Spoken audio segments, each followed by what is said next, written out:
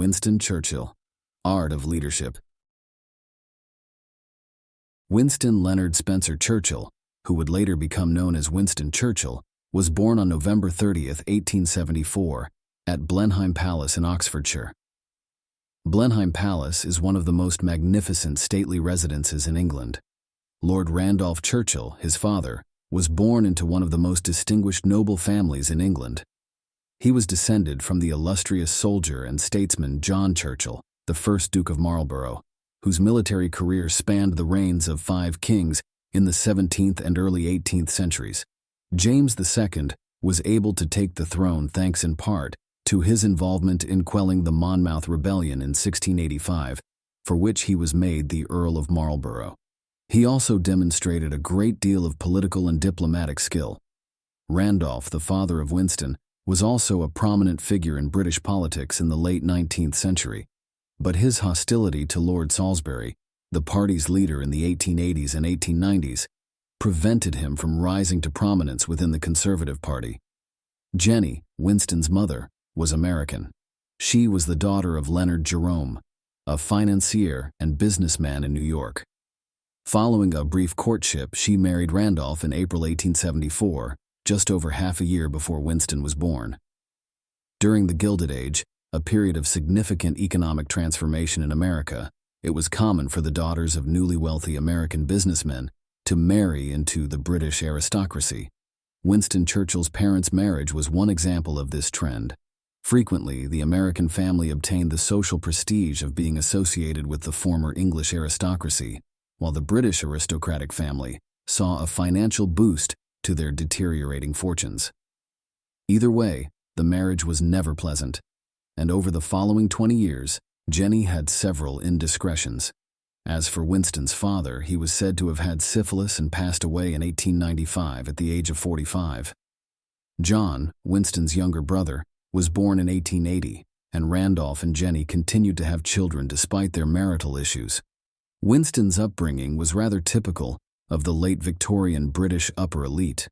A nanny named Elizabeth Everest nurtured him and John in different places at Blenheim, in London, and briefly in Ireland, while that country was still a part of the United Kingdom. The Churchills moved there in the late 1870s, when Winston's grandfather was appointed viceroy. In the early 1880s, he was transferred to St. George's School, a prestigious institution located in Ascot, Berkshire. However, unlike his subsequent literary career, he did not exhibit a bright academic mind during this time, and his behavior was frequently punished. Despite this, he just missed the admission exam in 1888 and was accepted into London's Harrow School, a venerable institution that dates back more than 4 centuries. But at the height of Britain's empire, when it was quickly expanding over sections of Africa, it was his father's ambition that he serve some time overseas in the armed forces. As a result, he attempted the admission exam many times for the elite military school in Britain, Sandhurst's Royal Military Academy. After receiving his stripes, he was ultimately accepted in 1893 and spent a little more than a year there. Winston was just 18 years old when his father passed away, making him the family's de facto leader. Winston was commissioned as a second lieutenant in the 4th Queen's Own Hussars as soon as he graduated from Sandhurst in the first few weeks of 1895, so he did not have time to get used to his new role. He was shortly sent across the Atlantic with the Hussars. Cuban colonists were fighting a war of independence against Spanish control, one of several that had been started on the island in the 19th century. Spain was in a desperate attempt to hold on to possession of one of the last enclaves of its former great American colonial empire. They would ultimately lose the war, and America would take over as the imperial masters, aiding the Cubans in the process. Churchill began his writing career quite quietly, bringing back reports on the war effort for publication in the Daily Graphic, a weekly graphic newspaper produced in Britain in the late 19th century. He was there to witness the fighting for the British government in late 1895. After a quick trip to his mother's native country, he spent some time in New York City. The Queen's Own Hussars were sent to Bombay in the fall of 1896. Bombay was one of the British Raj's military and administrative hubs at the time, and one of Britain's first colonial conquests in India. This was where he would spend the next 9 months. Churchill's involvement in the 1897 expedition to the region around Peshawar in India is significant. He was part of an operation to suppress the uprising of the Mohmans, a Pashtun tribe that had been opposing British authority for 2 years. Apart from this, Churchill toured much of the remaining subcontinent and paid many visits to Calcutta. Churchill's experiences here shaped many of his views on the merits of British imperialism and the inferiority of the subject peoples of the empire to the British in terms of the development of their societies and cultures. Churchill's experiences in India shaped his views on British imperialism and influenced his policies throughout his life. After returning to England in 1898, Churchill dabbled in politics for the first time, favoring the Liberal Party despite his strong opposition to their desire to give Ireland self-governance or home rule. This marked the beginning of the maturation of some of his political beliefs. He didn't stay at home for long, though, since he was getting ready to travel to Africa in a matter of weeks. Britain was involved in a bold attempt to seize control of a continuous stretch of territory that stretched from Egypt in the north to South Africa. This led to a confrontation between the British and the modest Islamic troops by the mid-1890s, when the latter held a large portion of the Sudan area. General Horatio Herbert Kitchener led an invasion force that was sent to the area in 1898, and Churchill was able to get a place in it. He was also reporting on the expedition for the Morning Post back in Britain when he landed there in early October. These describe in full what Churchill himself experienced during the Battle of Omdurman. In this battle, which took place on September 2, 1898, close to Khartoum, Sudan, a combined British and Egyptian force of about 25,000 men decisively defeated an army of Sudanese soldiers that was more than twice its size. This was a prime illustration of how European soldiers, armed with the newest machine guns and other armaments, defeated numerically superior but tactically and technologically inferior enemy forces. Strangely enough, Churchill had conflicting emotions about what he witnessed at Omdurman, despite his subsequent standing as Britain's military commander.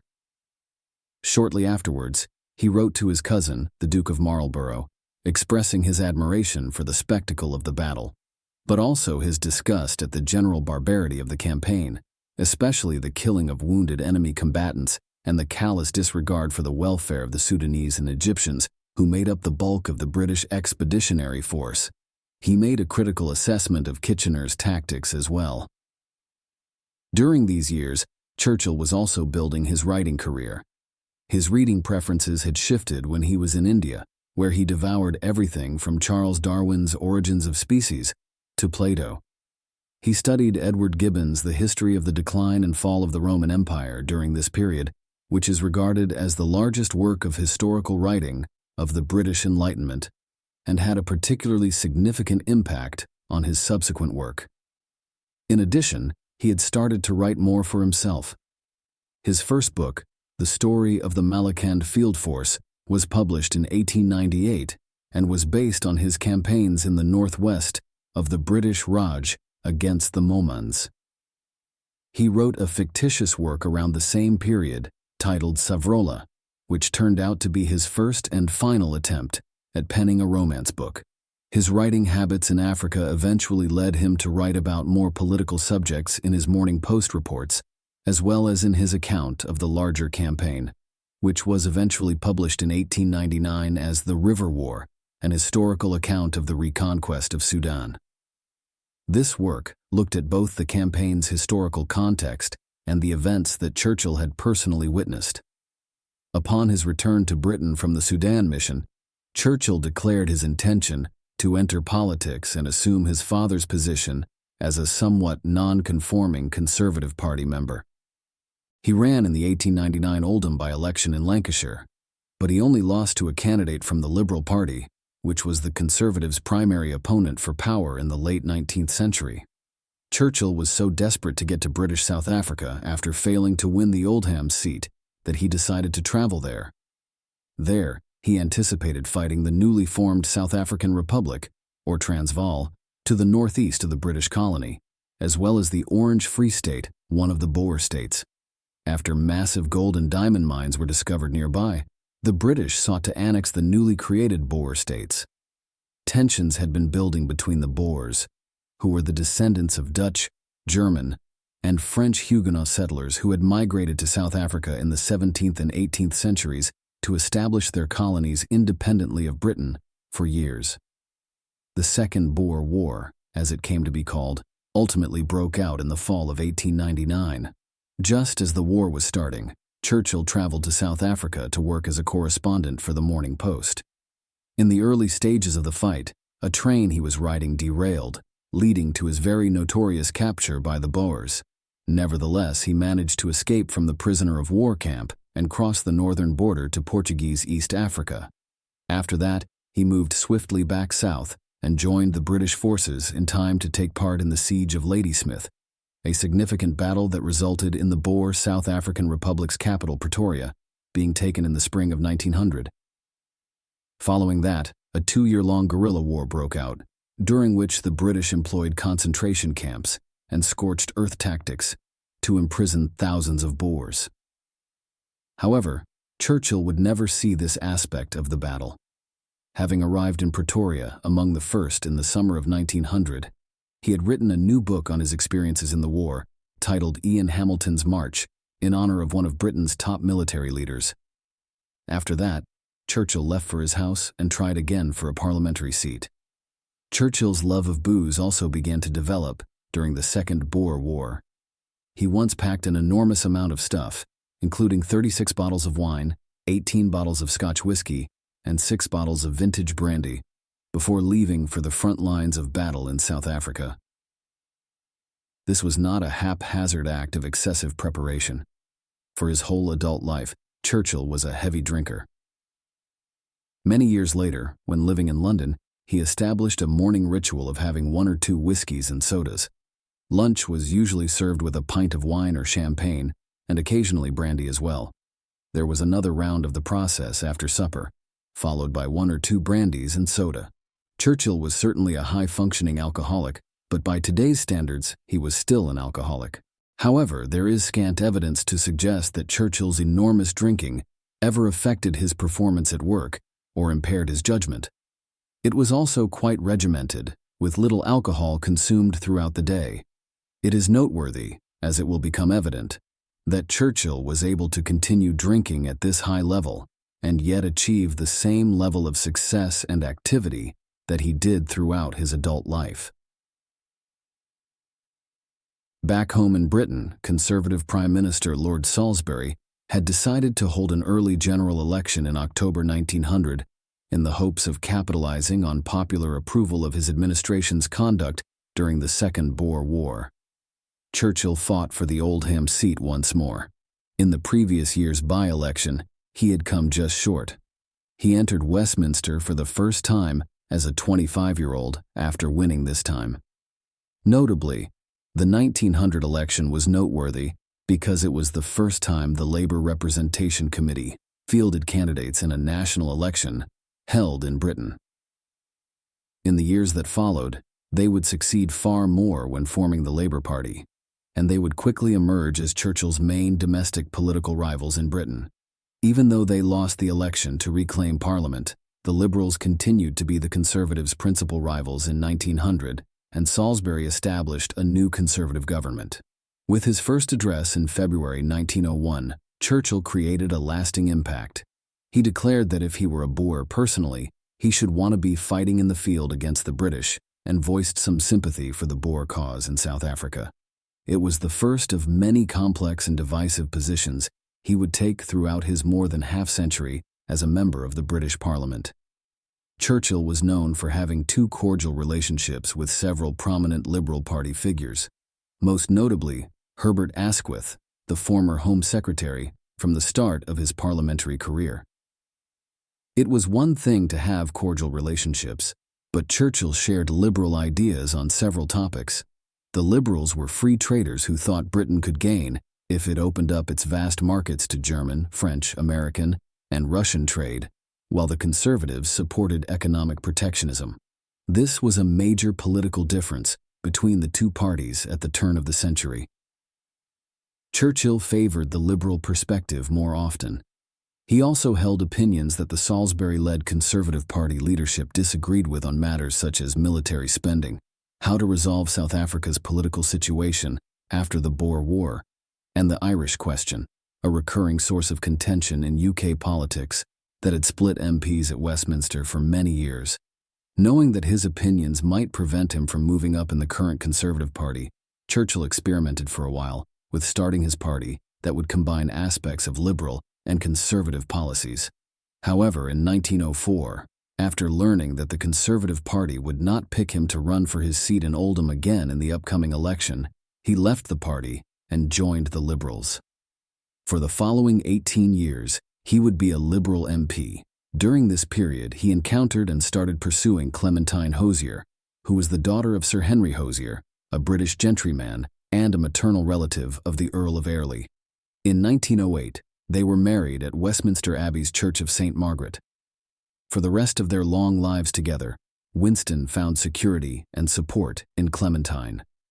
Their marriage was founded on sincere respect and affection, rather than being one that was thrown together for expediency or political purposes. In 1909, they moved immediately into a home in Eccleston Square, in Pimlico, London, where their daughter Diana was born. And then there were 4 more kids. 1911 saw the birth of Randolph, who was named after his grandpa, and 1914 saw the birth of Sarah. Marigold, the third daughter, was born in 1918, but tragically, she passed away from a throat infection in 1921 before turning 3. This event caused Churchill much anguish for the rest of his life. Their last child, Mary, was born a year later. The Churchills moved to Chartwell, a stately country estate in Kent, the next year. Winston and Clementine lived there for the rest of their lives, save while they were inhabiting one of the August houses on Downing Street in London. During the early months of 1906, Henry Campbell Bannerman's Liberal Party defeated the Conservatives with a resounding win in the general election. Due to the extreme division among Churchill's previous party over the free trade issue, the Liberals were able to outmaneuver them, and Campbell Bannerman was appointed Prime Minister. However, he would only hold that position until 1908, since in 1907 he had many heart problems. Herbert Asquith, a close supporter of Churchill's, would become Prime Minister after his final departure. David Lloyd George, a rising star in the Welsh political scene and leader of the Liberal Party, was named Chancellor of the Exchequer, and Churchill was shortly elevated to the position of President of the Board of Trade. At a time when violent labor strike activities were taking place not just in Britain, but throughout Europe and North America, Churchill's role as President of the Board of Trade gave him oversight over a broad range of subjects about industrial relations and discussions with the trade unions. Churchill had a very different perspective on these advancements. His liberal policies included the Mines 8 Hours Bill, which limited the number of hours mine workers may work in a day to 8, and the Labor Exchanges Bill, which established hundreds of centers to provide temporary unemployment benefits to jobless people.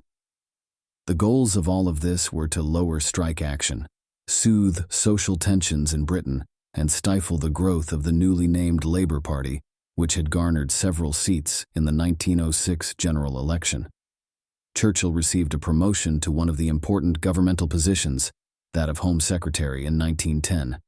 In this role, he was essentially in control of the jail system, the legal system, immigration and borders, and internal security. The rising push among suffragists and other liberal groups for women to be granted the right to vote in Britain was the main problem facing the Home Office in the early 20th century. After openly opposing the proposal in the late 1890s, Churchill was now, more than 10 years later, open to the idea, as long as the idea garnered the support of the majority of British male voters. To achieve that purpose, he suggested holding a nationwide referendum on the subject. Nevertheless, no consensus was reached, and the suffrage debate would continue until the 1910s. Following Asquith's Liberals' successful bid for a second term in power in 1911, Churchill was named First Lord of the Admiralty. This essentially put Churchill in command of the Royal Navy during a period when Britain's naval might was still crucial to the world at large and served as the foundation of her enormous empire. He would hold that position for several years, while Europe was about to enter a disastrous war. The solution to the Irish question appeared to be the main concern of Asquith, Churchill, and the Liberal government at the beginning of the 1910s. Home Rule, a form of decentralized governance in Dublin, had been demanded by the Irish political elite for decades, but Unionists in the north of the country, who were determined to prevent any deviation from British rule in the nation, had prevented this. Churchill supported the Home Rulers because he thought that the Unionist demands for dividing Ireland were intolerable, but in 1913 and 1914, just as it appeared that the Home Rule question was drawing to a victorious close, war abruptly disrupted everything. Tensions between the main European countries had been building for years over a variety of issues, not the least of which was colonial competition in Africa and the Balkans' transformation into a nationalist powder keg.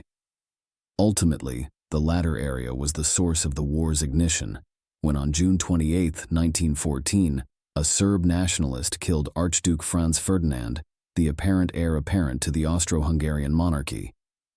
In the weeks that followed, Britain, France, and the Russian Empire joined the war between Germany, Austria, Hungary, and the Ottoman Empire, turning a localized issue into a full-fledged European conflict. The conflict quickly gained international recognition as the First World War, with its theater of operations encompassing the whole planet. Most people remember Churchill's involvement in the First World War for all the wrong reasons. During the initial weeks and months of the war, a significant portion of his work was planning large-scale troop deployments across the English Channel, while the French and British fought the Germans in the trenches of northeastern France. But Churchill had higher goals in mind for the Navy. He thought that by dealing a blow to the Ottoman Empire, pressure could be released on France's Western Front. As a result, Russia, Britain's ally, would be able to devote fewer troops to the conflict with the Turks in the Caucasus, freeing up more forces to fight the Germans on the Eastern Front in Poland and Ukraine. The Germans would therefore be forced to move soldiers from France to Poland as a result. To demoralize the Turks, Churchill planned to conduct a massive naval attack on the Straits of Gallipoli, which served as Istanbul's entrance to the Bosphorus, a vital international waterway. Should it be successful, it would even be feasible to take Istanbul and end the Ottomans' involvement in the conflict entirely. He soon persuaded Asquith's government, and in the spring, troops from Australia and New Zealand made up a significant element of a large British expeditionary force that was sent to Gallipoli.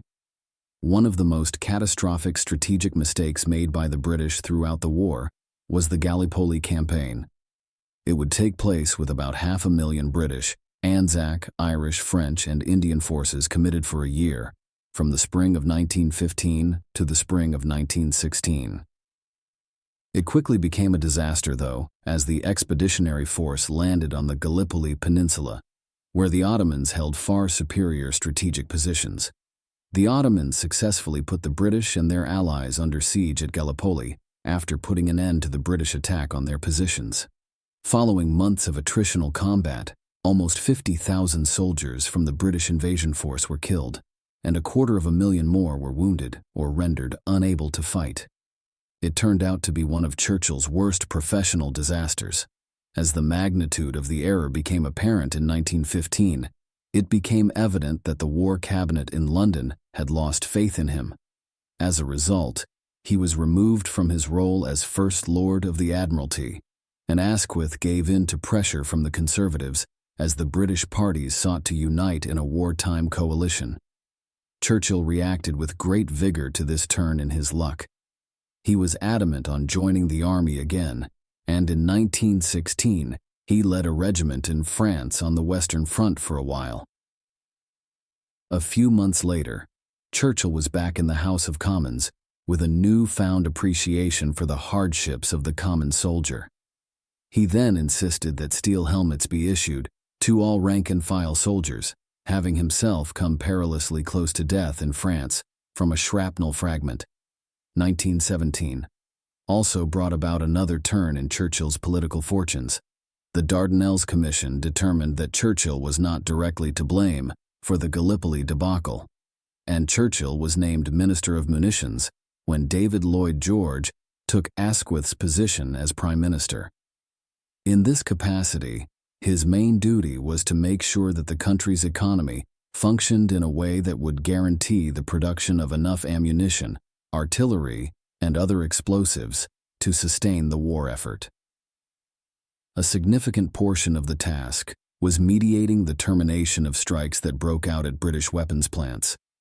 Although it was not a glamorous job, it made a difference.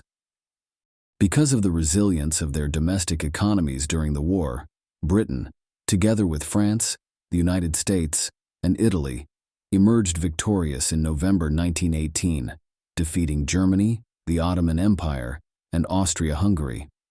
Overall, the Germans won a considerably greater number of battles than they lost in the First World War. Nevertheless, as they began to run out of vital domestic resources, social and political discontent began to spread, and in the late fall of 1918, the nation crumbled into chaos, ending the war. The First World War ended, but peace did not return to Europe. The 4 years of conflict preceding 1918 and 1923 would prove to be less bloody than the years between 1918 and 1923, with civil wars erupting over much of the continent as ancient empires disintegrated. In a government that was still under the direction of David Lloyd George at the beginning of this time, Churchill served as Secretary of State for War and Secretary of State for Air. In these two capacities, Churchill was in charge of many aspects of the demobilization of millions of British and Allied soldiers. His opinions of the vanquished nations were conflicted. Unlike many other British and French officials of the time, Churchill recommended against adopting an unduly punitive posture during the peace negotiations, even if he supported maintaining a significant military presence in Germany after hostilities ended. He saw Germany as a possible ally against the larger foe that was beginning to emerge in Russia, the country where the Bolshevik communists had overthrown the government in a revolution that took place in the late autumn of 1917. There was then a violent civil war that lasted until the early 1920s, when Britain deployed an invading force to support the counter-revolutionaries in northern Russia. Churchill was heavily involved in these initiatives as Minister for War, always pushing an anti-Soviet stance. In the years following the war, Churchill displayed harsh behavior in other places. A portion of this was demonstrated in the Middle East, when the old Ottoman Empire was divided into occupied areas and mandates by Britain and France. The Kurdish population in Iraq's north was adamantly opposed to foreign rule, whether it came from the Ottomans or the British. This created administration issues for the British from the beginning. By 1920, there was a significant insurrection going on in this area, and Churchill suggested using chemical weapons at this point, saying it was fair to use such weapons against primitive tribes. Ultimately, there was no widespread use of chemical weapons in Iraq or Kurdistan during this period, but as several studies have since shown, this was not because of moral hesitations, but rather because it was not logistically feasible to do so. In hindsight, this specific incident did not bode well for Churchill. It should be emphasized that chemical weapons, like mustard gas, were widely used during World War I and were not officially outlawed by an international agreement until the 1925 Geneva Protocol, despite the lack of hard evidence to support this claim. But in the early 1920s, his views on Ireland became troublesome. Regarding Ireland, where the vast majority of the Roman Catholic populace aspired to independence from Britain, Churchill had long been a moderate. A unionist majority in the nation's north who supported a continued attachment to Britain, as well as factions within the British political system who did not want to cede control of the island, prevented this. The unionist claim that Ireland might be divided and the north permitted to be part of the United Kingdom was publicly denounced by Churchill. However, Churchill's stance appeared to shift as a fierce independence struggle against British control erupted following World War I. For example, he supported the demobilized British paramilitary units, known as the Black and Tans, who were sent into Ireland in 1920 and carried out a ruthless campaign of killing and plundering over the next year and a half, ostensibly in response to IRA attacks. However, because the force became an independent law unto itself, this ultimately hurt Britain's reputation in Ireland. Despite his backing for the Black and Tans, Churchill understood the importance of a peaceful settlement through negotiation. In 1921, he played a key role in the negotiations that resulted in the Anglo-Irish Treaty, which stated that Ireland would become independent of Britain within the community of nations known as the British Empire, excluding the Unionist North. Following the First World War, Churchill held a brief but significant position in government when he was named Secretary of State for the Colonies in February 1921. At the time, Britain's empire had grown significantly due to the transfer of German colonies and Ottoman Empire lands to British and French control. His principal worries during this time were related to the Middle East, where a large number of indigenous people in the Levant and Arabian Peninsula felt deceived by Britain's alliance with them during the war against the Ottomans and now perceived Britain as their new imperial overlord. This was especially true in Palestine, where the growing desire of Jewish Zionists to create a new Jewish state alarmed the local populace. Early in May 1921, the Jewish Communist Party sparked a week of unrest in Jaffa that resulted in hundreds of injuries and dozens of fatalities, which somewhat tempered Churchill's support for the Jewish cause. It did nothing to win Churchill around to the cause of the Palestinian Jews when the opponents stated their intention to overthrow British control in the Levant and create a Soviet Palestine. In the end, he served a brief tenure as Secretary of State for the Colonies. The British administration's management of the Dardanelles neutral zone, which is close to Gallipoli, and the scene of Churchill's humiliating loss as First Lord of the Admiralty a few years prior, gave rise to a crisis in the fall of 1922. Churchill lost his seat as an MP in November 1922 as a result of the crisis that divided the Liberal and Conservative parties in the British Parliament. When a fresh election was promptly held in 1923, he was unable to win it back. The Labour Party's ascent to power and the first-ever formation of a British government made the later election noteworthy. Churchill re-evaluated his political allegiances in light of this change in the British political establishment. The Liberals have shown their willingness to provide the Labour Party with contractually based implicit support. For Churchill, the political landscape of the country had now been radically altered as he considered the potential that the Labour Party might unite Britain with Soviet Russia. He thought that the Conservatives and the Labour Party were engaged in a power struggle in British politics, with the Liberals fading into obscurity.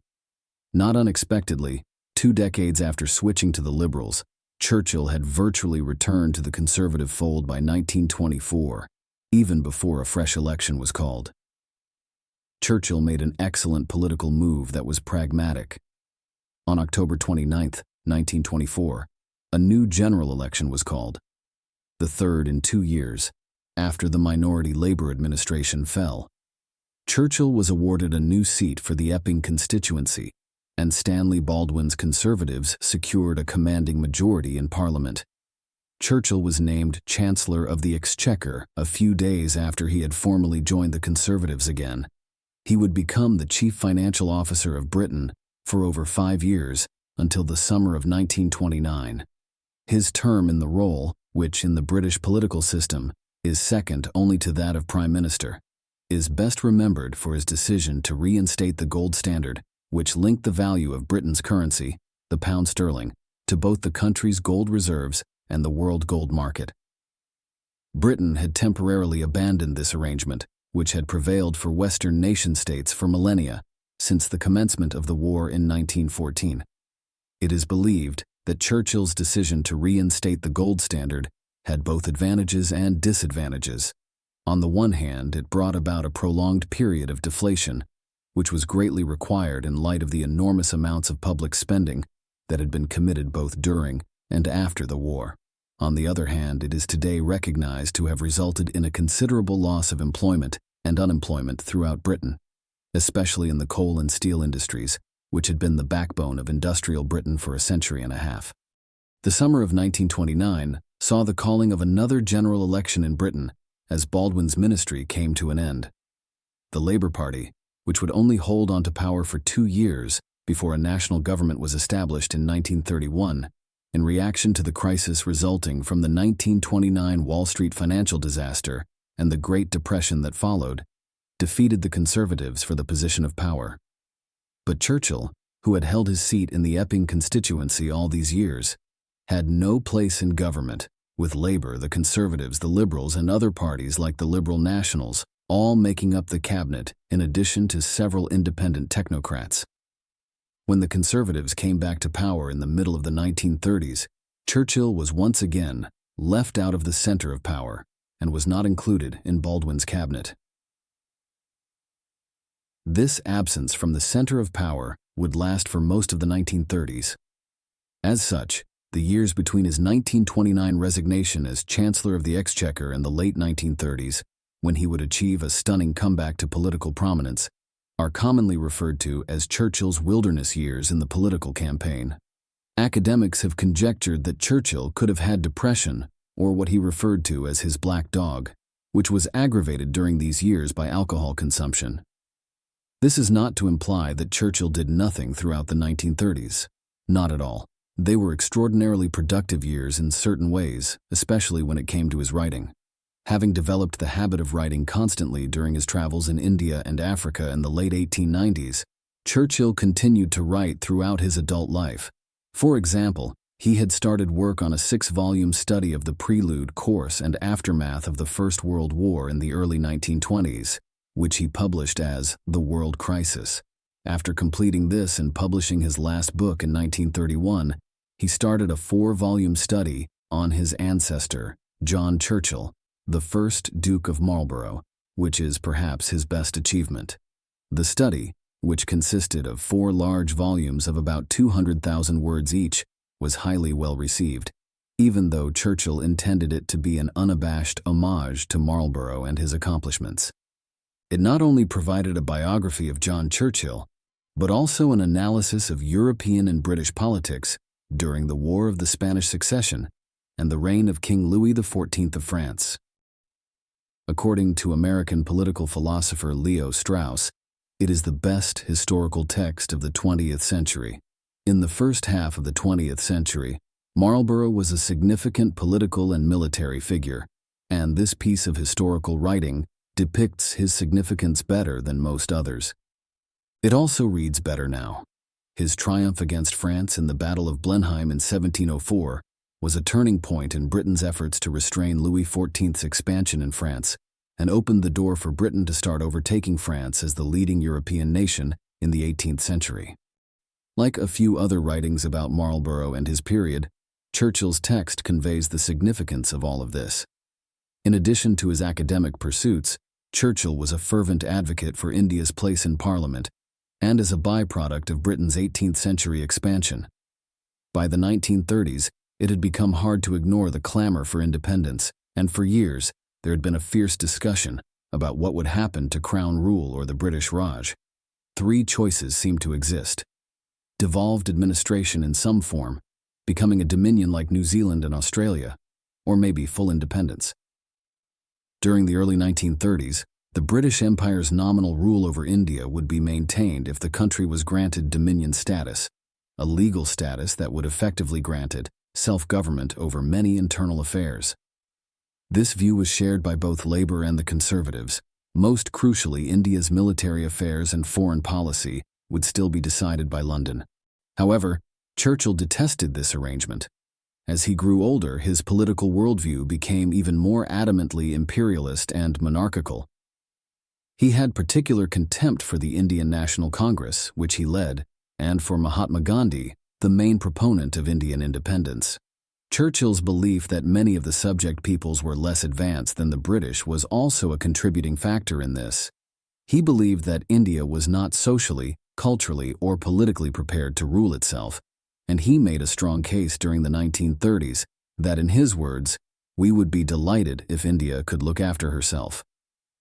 Not unexpectedly, he voted against the India Bill, which eventually passed when it was brought before Parliament in December 1934, and suggested a large degree of self-governance for India. It's possible that Churchill's outspoken opposition to India's right to self-government and his harsh criticism of Gandhi in particular had an impact on domestic issues. Churchill also started raising alarms in the early 1930s about Adolf Hitler and the Nazis gaining power in Germany. In the first few weeks of 1933, Hitler was appointed Chancellor of Germany, and the Nazis rapidly established a one-party state in that nation. Churchill discussed what he considered the repugnant conditions in Germany in an April 1933 address to the British House of Commons. Churchill criticized government policy for failing to recognize the threat presented by a revived German military as the months passed and the Nazis started rearming Germany in defiance of the conditions of the Treaty of Versailles, which had ended World War I. He was particularly critical of the German Luftwaffe's quick overtake of the British RAF starting in 1935 and the inability to establish a new, well-equipped, modern British Air Force. Nevertheless, some people disregarded Churchill's warnings, partly because he had lost the trust of a sizable portion of MPs due to his strident opposition to Indian self-government and his harsh criticism of Gandhi's persona. Many questioned whether Churchill's criticism of Hitler and the Nazis was also inaccurate. Churchill would continue to warn the British political elite about the threat the Nazis posed up until and including the mid-1930s. Many, however, were blind to the threat. The 1930s saw the rise of radical politics. Benito Mussolini and his fascists have ruled Italy since the early 1920s, and Spain will soon be engulfed in a bloody civil war. Many people in the British political community did not view Hitler and the Nazis as the main threat to the current political system. Instead, it appeared that the Soviet Union and its totalitarian leader, Joseph Stalin, were a bigger threat. It was feared that Russia might soon be able to rule the continent if communist movements with ties to Moscow arose and took control of many countries in Central and Western Europe. In this view, the Nazis were a safeguard against the spread of extreme socialism and were the lesser of two evils. David Lloyd George, Churchill's former friend in the First World War administration, visited Germany in 1936, talked with Hitler, and returned full of praise for the work the Germans were doing to rebuild their nation after the Great Depression's shock. Due to these factors, a large number of people either chose not to see the threat that the Nazis posed, or did not perceive it in the same way that Churchill did in the 1930s. The former Chancellor of the Exchequer wasn't doing this just to try. In the middle of the 1930s, he even joined forces with the left-wing movement in England that founded the Anti-Nazi Council to spread awareness of the issue. Churchill softened his hostility towards the Soviet Union to cooperate with them. The fierce opponents of the Nazis and Oswald Mosley's British Union of Fascists established a focus group within the council. This group included individuals like Austen Chamberlain, Neville Chamberlain's half-brother, who succeeded Stanley Baldwin as the leader of the Conservative Party and went on to become Prime Minister in 1937, as well as other conservative politicians like Robert Boothby and Henry Page Croft. Together, they coordinated protests and gatherings to highlight the dangers of placating Germany. They also collaborated with intelligence agencies and members of the civil service to generate tangible proof of the scope of the German rearmament effort. In the middle of the 1930s, it appeared that Churchill and his supporters' message was being entirely ignored despite their efforts. British politics was beset with diversions, not the least of which was the crisis that ensued after King Edward VIII became the new king in January 1936. Edward was adamant about being married to Wallis Simpson, an American divorcee who, even by the standards of the 1930s, was socially undesirable in Britain. The abdication crisis ultimately resulted in the question of German rearmament and Hitler's and the Nazis' increasingly jingoistic attitude towards their neighbors being largely shelved throughout 1936. A constitutional crisis ensued, which was only resolved at the end of that year when Edward abdicated in favor of his younger brother, who became King George VI. A second blow that the political elite was unaware of occurred with the departure of Stanley Baldwin from politics and the nomination of Neville Chamberlain as Prime Minister in the early summer of 1937. In hindsight, Chamberlain would preside over what may be considered one of the most misguided appeasement strategies in human history for the course of the following 18 months. Throughout, Churchill would be his most outspoken critic. The growing pace at which Nazi Germany was trying to realize its goals in the late 1930s was at the core of the issue. Hitler and the Nazis had long wanted to retaliate against the humiliation the German people had endured at the close of World War I by resurrecting the nation, bolstering Germany's economy, and starting a new pan-European war. Hitler and his allies had first thought they would have to wait until 1941 or 1942 to start such a war, but by 1938, Hitler had decided to accelerate the process after noticing that the political elites in France and Britain appeared to be uninterested in their rearmament. As a result, Austria was subjected to military and diplomatic pressure in March 1938 to compel its acceptance of a political union with Germany. Churchill said that the severity of the situation could not be understated in a speech he gave before the House of Commons in England, following the declaration of Greater Germany and the raising of Nazi flags in Vienna. Even so, not many were prepared to take his admonitions seriously. Hitler started claiming sovereignty over the Sudetenland, a large region of western Czechoslovakia, with a mostly German population, as soon as Austria was annexed. If Germany's demands were not satisfied by the European nations, the German armed forces were preparing to invade Czechoslovakia when the fall of 1938 arrived. Churchill was determined that Britain could not allow this to continue, and in fact, he went to see British Prime Minister Neville Chamberlain at number 10 Downing Street to publicly state his opinion that Britain should declare war on Germany if the Nazis violated Czechoslovak sovereignty. In discussions with Hitler, at the very least, a firm stance had to be adopted. However, Chamberlain disregarded his counsel. Rather, he took a plane to Munich in southern Germany a few days later to attend a summit with Hitler and the other leading leaders of the state. Chamberlain signed the Munich Agreement on September 30, 1938, a diplomatic pact that promised Berlin would not make any more territory claims in exchange for the Nazis receiving Sudetenland. Churchill was horrified at home when the appeasement strategy came to an end. Munich, in his words, was an absolute and utter loss. Churchill was quickly shown to be correct and Chamberlain to be mistaken. Hitler and the Nazis tore apart the remainder of Czechoslovakia in March 1939, annexing parts of it and turning the remnants into a vassal state, in violation of the conditions of the Munich Agreement. Berlin was announcing in a matter of days that Poland was its next objective. After it became apparent that war would break out soon, Britain and France started to speed up their rearmament plans. Churchill's political standing was regaining ground in England in the meantime, as lawmakers and the public realized that he had been correct in all of his warnings about the Nazis since 1933. Consequently, support for Chamberlain's choice to include Churchill in the administration grew.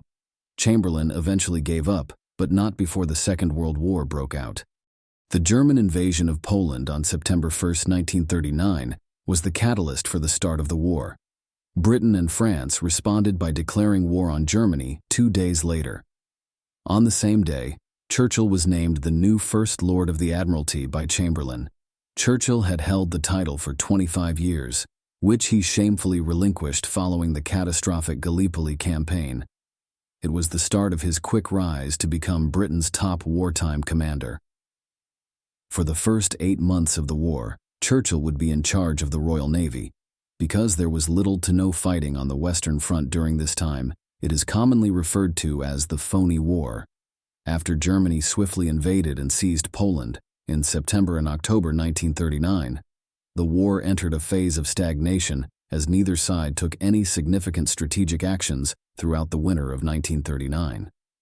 Uncertain of what to do next, British minds went to Norway's advantageous location, since it commanded a sizable portion of the North Atlantic and Northern European shorelines. Although the nation remained neutral, there was widespread suspicion that Hitler and the Nazis would invade Norway and possibly Sweden in the spring to seize control of multiple North Atlantic seaports and secure Sweden's enormous iron ore deposits, which would eventually be vital to the German war effort. As a result, Churchill and the Admiralty Office were devising strategic plans to either install naval mines around the Norwegian coastline or potentially take control of several important Norwegian ports, including Narvik, over the winter of 1939 and the spring of 1940. when the Nazis abruptly disrupted the relative quiet in the spring of 1940 by invading Denmark and seizing control of Norway through special operations that involved airlifting thousands of German paratroopers into Norway's major towns and ports, measures were in place to carry out these objectives. A joint British, French, Free Polish, and Free Norwegian expeditionary force was sent to the North Atlantic in April 1940 in reaction to the German conquest of Norway. It made very little progress, and on May 7th, the historic Norway debate in the British House of Commons began because of this situation. The resolutions under consideration were nominally about how to handle this campaign, but they soon devolved into a criticism of how Neville Chamberlain and his administration were managing the war in general. After 3 days of discussions, it was evident that Chamberlain had lost a significant chunk of the Conservative Party's support, in addition to the opposition of the Liberals and Labour parties. In a particularly damning account of events, a former wartime leader named David Lloyd George claimed that the Army, Navy, and Air Force had not been adequately prepared. Churchill intervened, claiming that any shortcomings in the Royal Navy were his fault and not Chamberlain's. It was a blatant indication that Churchill was prepared to accept accountability for his deeds and the way matters were handled, in contrast to Chamberlain. On May 10th, Churchill was swiftly elected as the new Prime Minister after Chamberlain resigned as Prime Minister after the conclusion of the discussion on May 9th. Later on, he declared that he thought his entire life had been, quote, an apprenticeship for this hour and this ordeal. Churchill was thrown into his new role with little time to spare. Early on May 10th, the day he was appointed Prime Minister, the Germans invaded the Netherlands, Belgium, and Luxembourg. Churchill started putting together a cross-party cabinet, therefore establishing a government of national unity. He then gave his first speech to the House of Commons on May 13th, 1940, during which he said, "I have nothing to offer but blood, toil, tears, and sweat." This was the first of 3 speeches he would give in the summer of 1940, remarks that are widely acknowledged for having strengthened the will of the people to resist the Nazis. Churchill's resolve was greatly required since, in the summer of 1940, a sizable portion of Parliament held the opinion that Britain should negotiate terms of peace with the Nazis. This was particularly true after the Germans, in only a few weeks after the initial invasion in May 1940, managed to swiftly conquer the Low Countries and advance to Paris. The roughly 300,000-man British expeditionary force was stranded in the French port city of Dunkirk by the end of the month. Victory was almost lost, but only a historic naval rescue operation involving thousands of little British fishing and mercantile vessels saved the day. Upon the troops' return to southern England, Winston Churchill delivered one of his most well-known speeches while still in Britain. "We shall never surrender." Churchill needed to inspire both the people and the legislature. Many in Britain were dejected and thought that a German invasion of Britain was impending after the swift German capture of France in the early summer of 1940.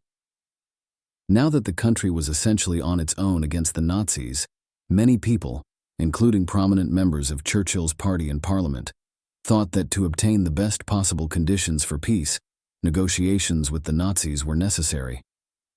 Perhaps Churchill's greatest historical contribution occurred in this setting. Through his statements and deeds, he persuaded Parliament and the country that the war had to go on. He told the government unequivocally in his third address that the war would go on because of, quote, our inflexible resolve. Because of this mentality, Britain survived the terrible days of 1940, and the Allies were able to establish a Western Front in France in the following years. This was not as simple as is sometimes said, since during the first few months of his presidency, Churchill found himself in the unfortunate situation of having to persuade influential members of his cabinet, such as Lord Halifax, that Britain should resist and not ask Hitler for peace terms. He prevailed in the debate, and the British people braced themselves for a protracted battle as the Germans launched a naval blockade and bombing campaign against Britain starting in the late summer of 1940. The next year and a half of the conflict was turbulent. For much of it, Churchill was essentially the only person leading the struggle against the Nazis. The German bombing campaign on Britain, nicknamed the Lightning War, or Blitzkrieg, persisted throughout the winter of 1940 and into 1941, despite Churchill's fervent pleas for assistance from U.S. President Franklin Delano Roosevelt. Although Roosevelt personally supported going to war with the Nazis, U.S. popular opinion was opposed to becoming involved in what was thought to be a European dispute. He did, however, work with Churchill to arrange the Lend-Lease program, which went into action in March 1941, and permitted the U.S. to give Britain substantial help in the form of food, fuel, and war materials, while seeming to be neutral. This was a significant turning point for Churchill's government, and another fortunate event quickly ensued. Hitler decided to attack the Soviet Union from the east, therefore putting a stop to the Blitz. 3 million soldiers entered the Soviet Union in the summer of 1941, marking the beginning of the greatest land invasion in human history on the part of the Nazis. At first, everything went according to plan. By October and November of 1940, the Germans were moving outside of Moscow and Leningrad, but that winter, the progress came to a halt. The unprovoked attack on the American Pacific Fleet at Pearl Harbor, Hawaii, by the Empire of Japan, Germany's ally, in December 1941, dramatically altered the geopolitical landscape. As a result, the U.S. entered the war, and Churchill was placed in charge of one of the three main countries, the U.S., the U.K., and the USSR, whose combined strength could defeat the Nazis. European War II would still center on the German-Russian fight on the Eastern Front in 1942. But Japan's involvement in the war opened up a whole new theater of operations for Britain in southern Asia. In addition to striking Pearl Harbor in December 1941, the Japanese had started to advance into British Burma and Singapore, two of Britain's southern Asian territories. The Japanese captured Singapore on February 15, 1942. Churchill's administration committed a strategic error by focusing only on the city's naval defense, because they mistakenly thought that the Japanese force couldn't cross the land bridge from Malaysia to Singapore. Following the garrison's capitulation, Churchill declared that this was the worst military setback in British history for the nation. After that, the Japanese started to advance westward, and Burma and the area surrounding present-day Bangladesh became the focal points of most of the British-Japanese warfare in 1942 and 1943. The Japanese even bombarded Calcutta regularly during this period, demonstrating their level of infiltration within the British Raj. Gandhi was able to exert significant pressure on the British administration in what became known as the Quit India campaign because of the need for Indian assistance. Eventually, the Japanese advance was paused on India's northeastern boundary and progressively pushed back in 1943. In exchange for India's assistance during the war, this demanded an orderly British exit from the country following it. Churchill eventually gave in to some of these requests under pressure from President Roosevelt, which helped to set the path for India's ultimate independence in 1947. Due to the famine that ravaged Bengal, a significant Raj region located along what is now the boundary between India and Bangladesh, Churchill's attitude towards India as Prime Minister was also very contentious.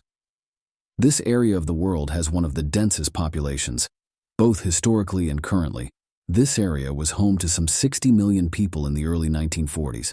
A terrible famine that ravaged Bengal in 1943 claimed the lives of 2 to 4 million people. We don't know the precise figure. Millions more experienced starvation and uprooting. Although these famines frequently occurred during times of war, the Bengal famine of 1943 is widely believed to have been primarily the result of human activity. After the Japanese invaded Burma in 1942 and stopped supplying rice to the eastern subcontinent, the Bengal famine resulted.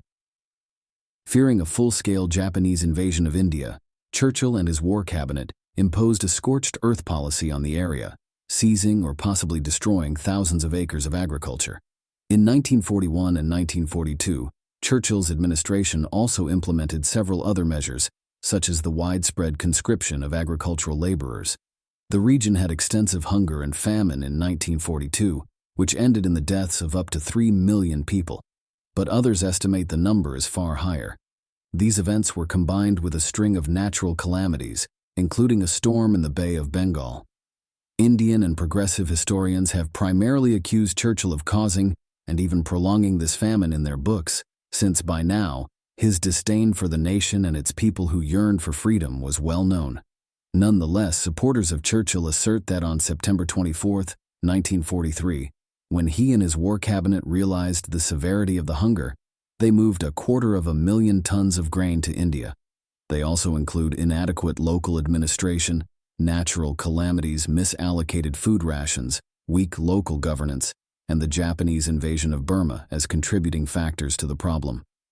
In support of Churchill, the British government's attention was diverted in 1942 and 1943 to North Africa, where the Italians and Germans were attempting to overthrow the British occupation in Egypt to gain control of the Suez Canal and the entrance to the Middle East's oil reserves. As a result, in 1942, what would have otherwise been a small-scale regional struggle across the Sahara Desert gained significant significance. Early in November, the British achieved a significant victory in the Second Battle of El Alamein, which reversed the tide. This, along with the Soviet Union's imminent triumph at the Battle of Stalingrad in southern Russia, prompted Churchill to declare, on November 10, 1942, in a speech in London, that this may be the end of the beginning. He was accurate. The conflict decisively shifted in favor of the Allies and against the Nazis during the first half of 1943. By the end of that spring, the Russians had started to drive the Germans back into Poland and Ukraine, while the Americans, Brits, and French had triumphed in North Africa. That summer, the Western Allies attacked Sicily and subsequently Italy, opening the much-anticipated Second Front in Europe. A notable aspect of Churchill's wartime tactics was his way of working. A modern-day wartime leader of a nation may be imagined working out of a government building and holding a never-ending series of meetings in the corridors of power with other ministers, generals, and advisors. With Churchill, this was not the case. He usually worked from Downing Street throughout the war, rising at roughly 7 in the morning, but reading newspapers in bed for many hours while writing letters and memos to his assistants.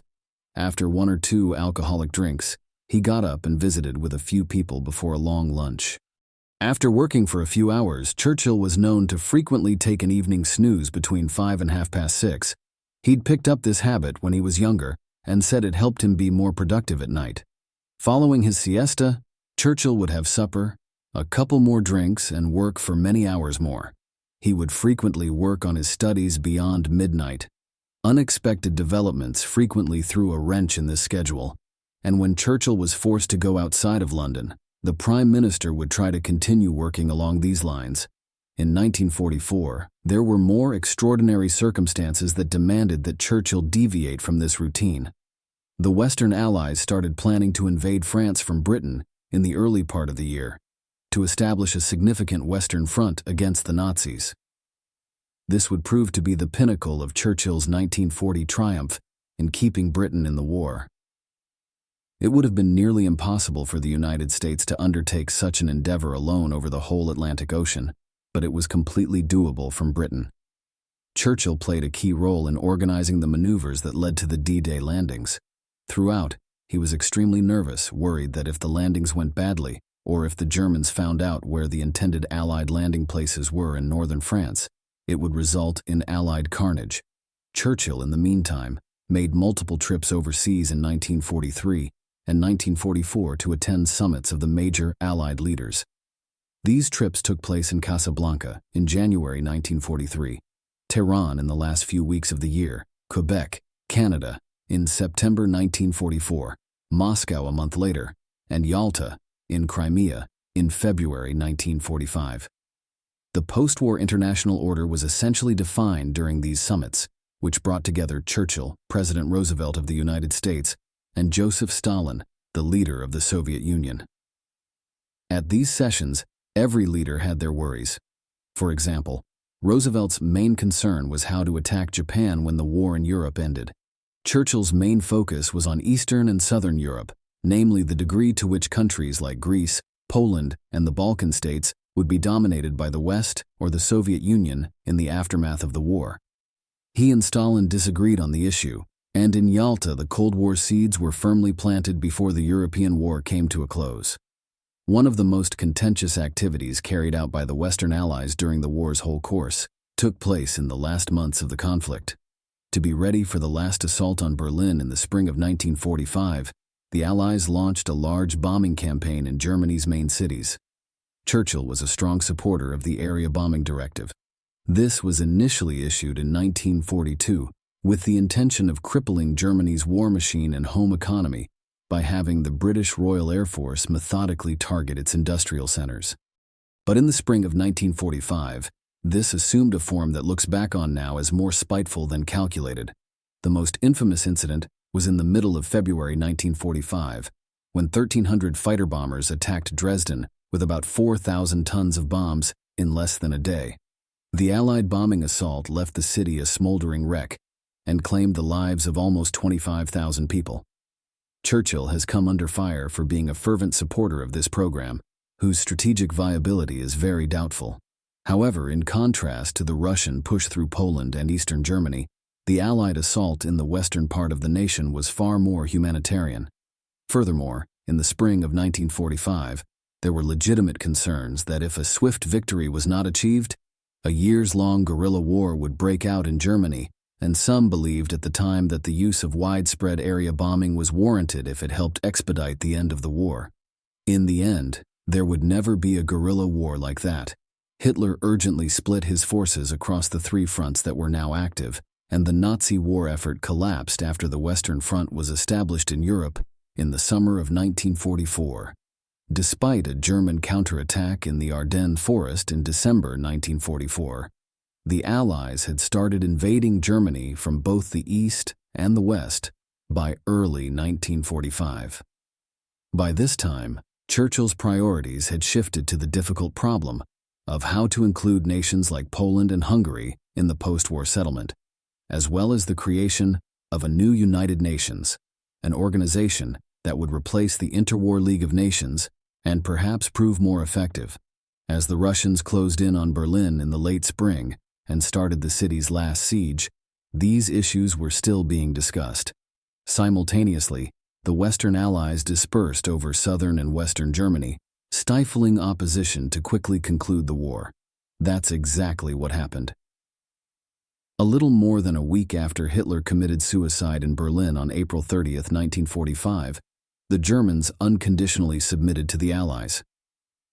After 4 months of arduous battle, the Pacific War unexpectedly ended when the United States launched 2 nuclear bombs on the Japanese cities of Hiroshima and Nagasaki. It was the end of World War II. Churchill promptly convened a British general election after the war, which took place on July 5, 1945. Given the popularity and effectiveness of his leadership throughout the war, Churchill may have anticipated a resounding triumph for the Conservatives in the immediate aftermath of the conflict. That was not to be, though. In 1942, a British academic and civil servant named William Beveridge wrote a report detailing how British society should be set up in the post-war era to prevent the kind of social and political radicalism that had swept the continent in the 1930s and sparked the war from emerging in Britain. He presented a detailed plan for a national insurance system in which citizens of Great Britain would contribute to a shared fund to receive services like the National Health Service, unemployment benefits for unemployed people, illness payments for unemployed people, and many other benefits. The Clement Attlee-led Labour Party ran its 1945 campaign on the promise that, should they win power, they would put the Beveridge Report into effect. According to Labour's resounding victory in the election, the British public supported this. With this rejection of him as Prime Minister at the end of the war, Churchill had good reason to feel betrayed. He would now resign from office and sit in the opposition. Once he was out of government, Churchill committed his time to cautioning about the Soviet Union's current threat. The Soviet Union and the Western Allies essentially imposed control over whatever territory their forces happened to have occupied in the final year of the war, marking the end of the Second World War in Europe, despite the agreements that had been made at summits like those at Tehran and Yalta in the closing years of the conflict. As a result, communist governments were swiftly installed in Poland and Hungary, despite agreements to the contrary. Though he would soon stray from Moscow's control, Josip Tito, the rebel commander who had spearheaded much of the resistance to Nazi occupation during the war, created the new state of Yugoslavia in the Balkans following communist principles. However, in the middle of the 1940s, the US, Britain, and other Western allies were able to maintain control over Greece and Turkey, thanks in large part to substantial financial support from the government of US President Harry Truman.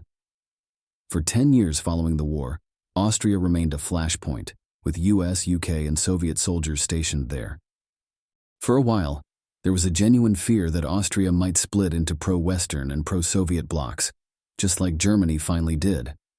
One of the first leaders to understand the implications of events in Europe, and more widely, the shifting global power dynamics between the US and the USSR, was Churchill.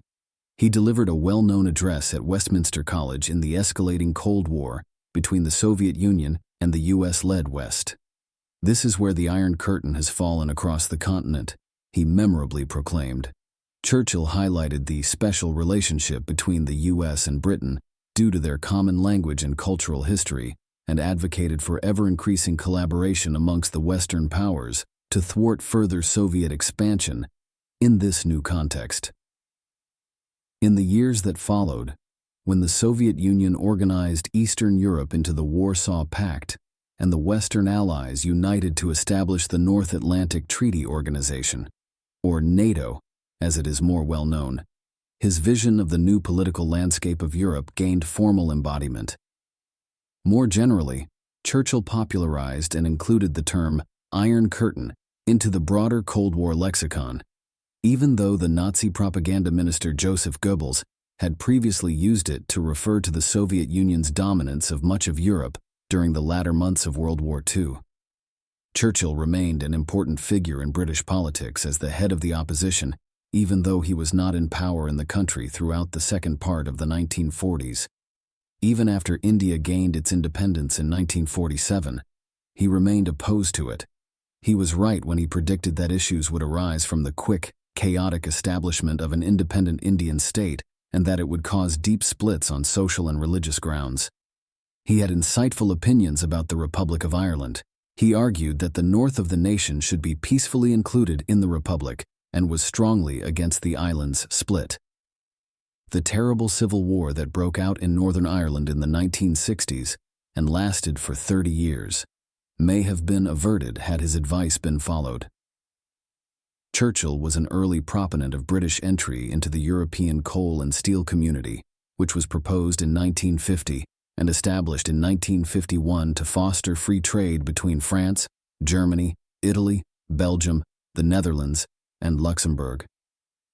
In a 1947 speech to the University of Zurich, Churchill urged Europeans to turn their backs on the horrors of the past and create a European family of justice, mercy, and freedom, perhaps even building a United States of Europe. Before Britain entered what was then known as the European Economic Community, it would eventually take more than 20 years for it to realize that its economic situation was deteriorating and that it was economically lagging behind its neighbors in Western Europe. From a political perspective, Churchill had an Indian summer. Churchill was still trusted as leader of the Conservative Party, even if he was unable to unseat the Labour Party in the 1950 general election. Nevertheless, Labour's leader, Clement Attlee, chose to hold another early election in 1951 in the hopes of gaining a larger majority, because the party had only managed to get a meager 5 seats in the previous election. Due to an error in computation, the Conservatives gained 23 more seats, providing Churchill with a manageable majority that allowed him to establish a new administration. So, just short of turning 77, Churchill took back office as Prime Minister more than 6 years after leaving the position. He formerly held the position of Minister for Defense and was mostly concerned with international matters. On the home front, the primary concerns were housing construction and the return of society to normalcy as wartime measures such as rationing, which lasted until the end of the 1940s. As Minister for Housing and Local Government, Harold Macmillan, Churchill's immediate successor, assisted in all of this. Studies of Churchill's life frequently ignore the honor he won in 1953. Churchill received the Nobel Prize for Literature in that year as a result of his skill at portraying both biographical and historical events, as well as his persuasive speech in favor of high moral standards.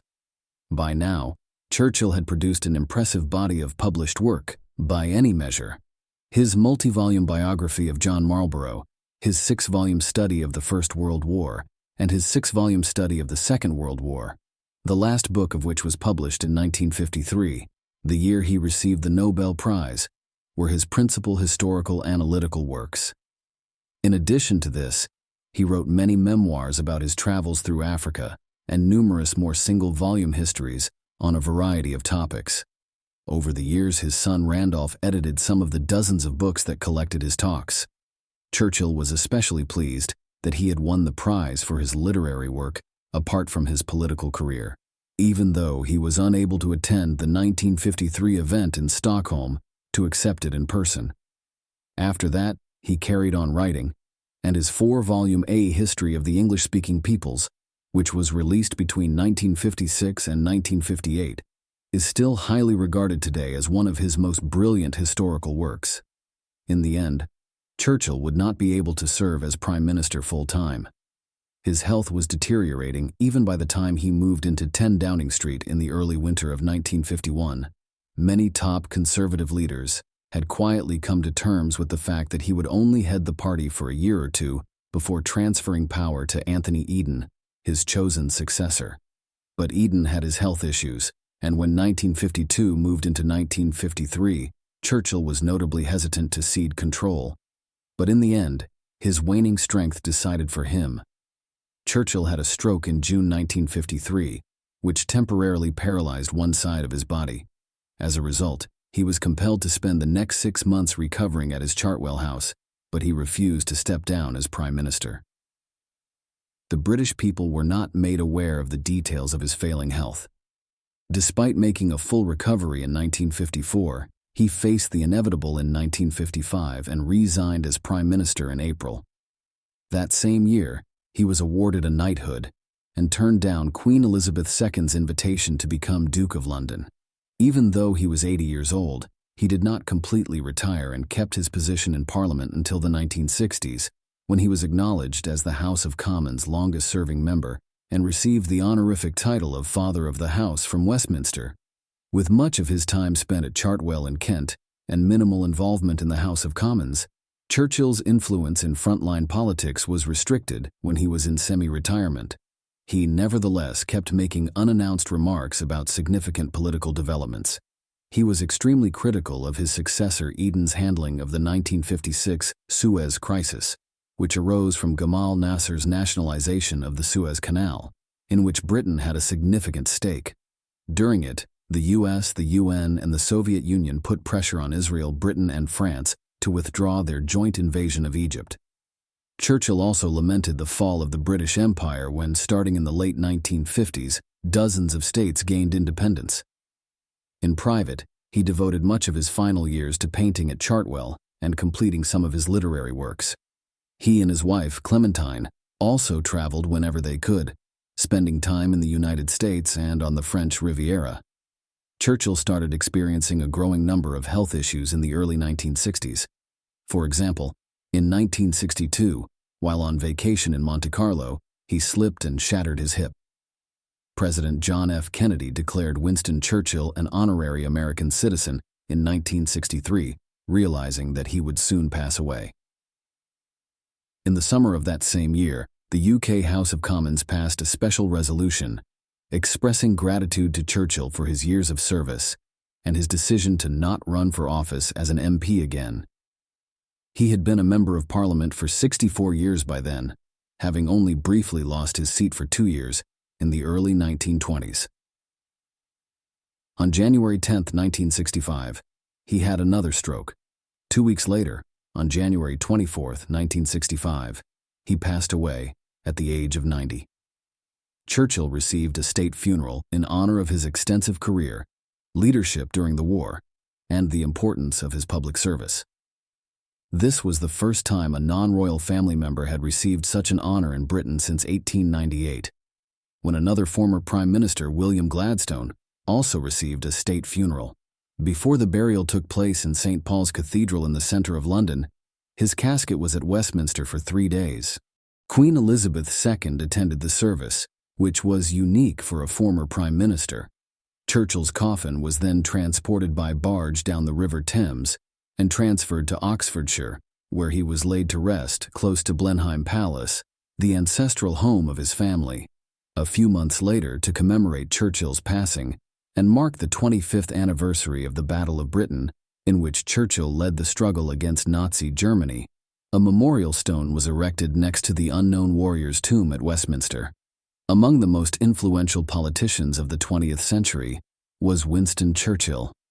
It is fitting that his greatest legacy is that of leading Britain through the darkest hours of the Second World War, when the country stood alone from the other major countries in opposing Nazi Germany. But his existence encompassed so much more than that.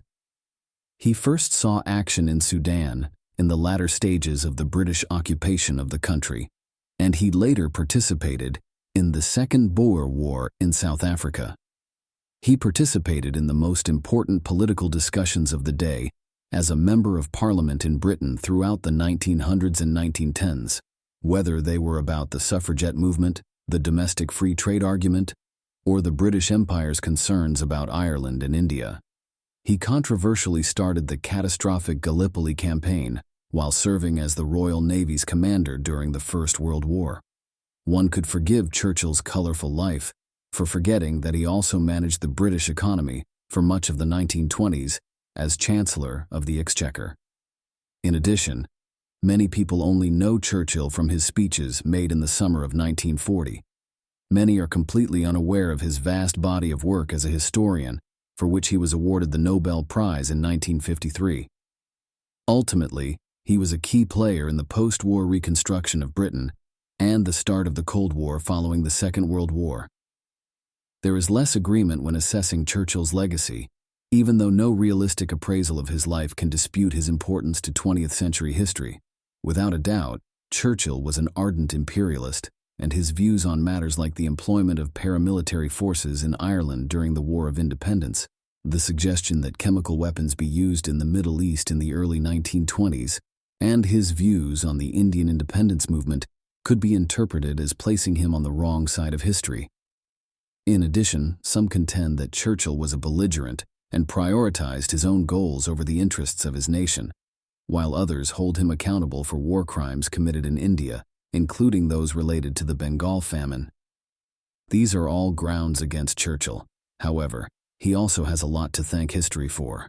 His opinions were unexpectedly progressive on several subjects, not the least of which were his support for free trade, his eventual alliance with the suffragist movement, and his wish that Ireland remain united rather than divided into a Republican South and a Unionist North.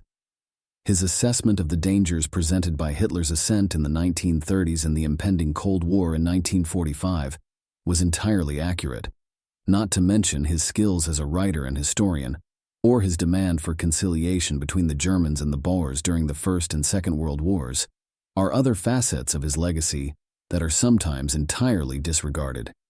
His greatest legacy, however, is without a doubt his leadership during the grim days of 1940 as Britain's wartime commander.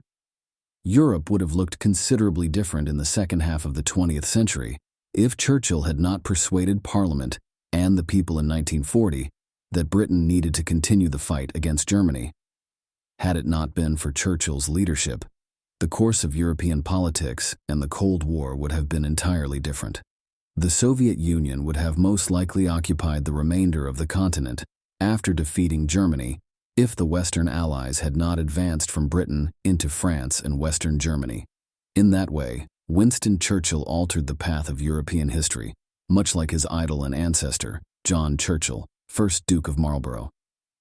In the end, Sir Winston Churchill's greatest contribution to humankind must be his ability to save Europe, and perhaps the world, from the dreadful dictatorships of Adolf Hitler and Joseph Stalin, whose atrocities were far more heinous and evil than anything that took place during the British Empire. It is hard to deny that Winston Churchill, Britain's greatest prime minister, changed the world, and his admirers contend that for this reason alone, he should always be remembered as a worldwide hero to all those who cherish freedom.